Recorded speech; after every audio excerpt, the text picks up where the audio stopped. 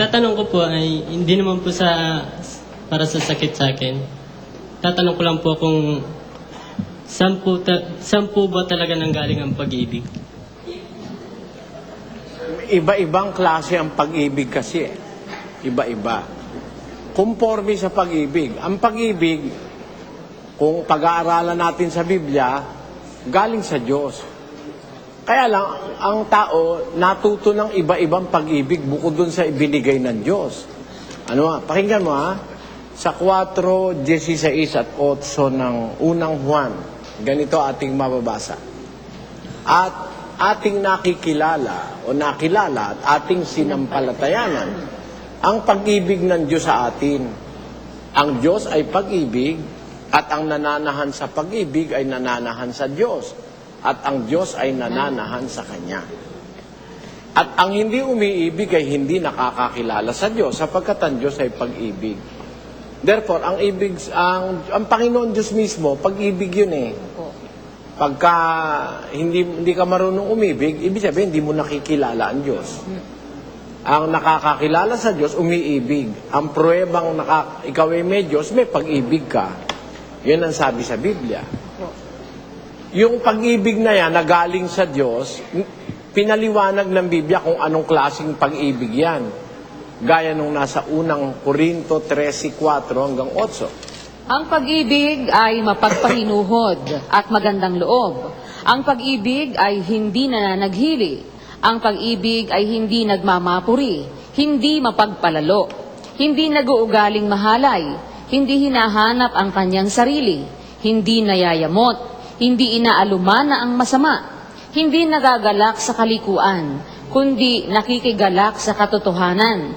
Lahat ay binabata, lahat ay pinaniniwalaan, lahat ay inaasahan, lahat ay tinitiis. Yan ang pag-ibig na galing sa Diyos. Malinis na pag-ibig yan.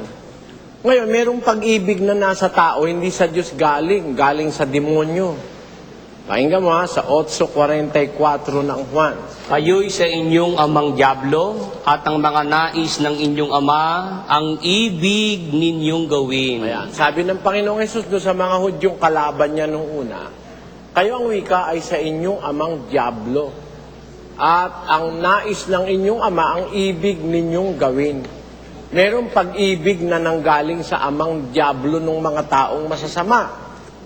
Ngayon, ano ba yung halimbawa ng mga pag-ibig na yon?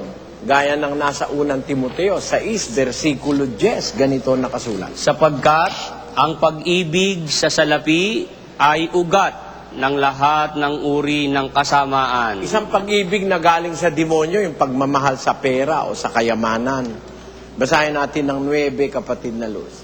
Sapagkat ang pag-ibig datapwat ang mga nagsisipagnasang yumaman ay nangahuhulog sa tukso at sa silo at sa maraming mga pitang hangal at nakasasama na siyang naglulubog sa mga tao sa kapahamakan at kamatayan. Ayun, merong yung pag-ibig sa salapi, yung pagnanasang yumaman, Opo.